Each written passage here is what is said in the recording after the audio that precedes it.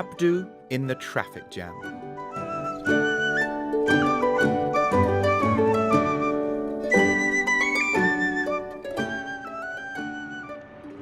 Oh no, look at this. It's going to take forever to get home now. Abdu's mum pressed the brakes on the car. It slowed down till it was hardly moving. Then it came to a stop at the very end of the traffic jam. "I hate this motorway," she said. Abdu looked at the road ahead. Hundreds of cars were crawling along the motorway, bumper to bumper. His mum was right. It would take hours to get home. "Maybe there's been an accident," he said. "Maybe. Or maybe there are just too many cars on the road these days." She turned the radio on. "It's a bad end to a good weekend." "A great weekend," said Abdu. They'd been to stay with family up in Manchester. Now he was tired. He wanted to go to bed. He had school tomorrow. But he couldn't go to bed until he had done his homework. Mrs. Hussein, his teacher, wanted everyone in the class to write a story. "Write a true story," she said, "about something that has happened to you." Abdul had groaned. "Nothing exciting ever happens to me," he said. And now it was Sunday night. Mrs. Hussein wanted the story tomorrow, and still Abdu had no idea what to write. Mum kept moving the car forward, bit by bit. The motorway was packed. There were 3 lanes full of cars, lorries and vans. Mum was in the middle lane. The left lane had the lorries. One was much taller than all the others. The back part of it was a metal container, painted dark green. There was no writing on it. Abdu rolled down his window. The evening was warm. He was feeling hot. He leaned out and looked at the cars ahead. Their brake lights flashed red, on and off, on and off. Suddenly, there was an almighty thumping sound, deep and metallic, like someone had hit an enormous drum. "What was that?" said Abdu. "Was it thunder?" "I didn't hear anything," said Mum. She moved the car forward a bit more. Now the tall green lorry was closer. "That!" he cried. "Did you hear it then?" "No," said Mum. "Turn down the radio. You'll hear it then." She turned it down. "There! It was really loud that time. You must have heard it." "No, love. I think you're dreaming." Mum turned the radio up again. The tall green lorry came closer. It was no more than 50 meters away now, on Abdu's left. This time, the lorry moved.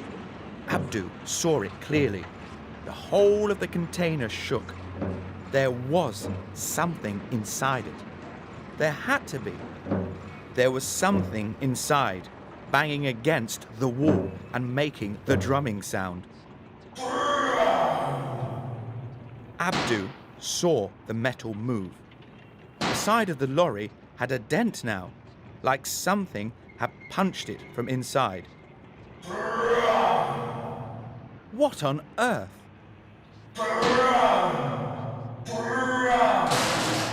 The back of the lorry rocked from side to side. "What is in that lorry?" he cried. "Mum, have you seen it?" "Seen what, love?" "That green lorry there. It keeps rocking from side to side." Mum turned around in her seat and looked at him. "Are you okay?" "Yeah, I just don't understand why you can't hear the noise or see the rocking." Mum shook her head, turned back and moved the car again. Abdu looked into the other cars. No one else seemed interested in the green lorry. Was he the only one who could see this? Then there came a new sound, a terrible sound of ripping metal, and 5 enormous claws ripped through the side of the green lorry.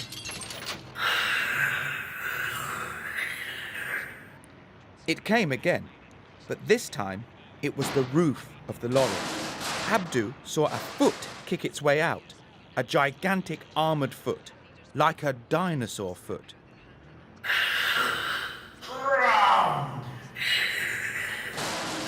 whole of the roof was kicked off, and a Tyrannosaurus Rex stood up in the back of the lorry. A Tyrannosaurus Rex! Abdu knew his dinosaurs. He had watched Jurassic Park 15 times.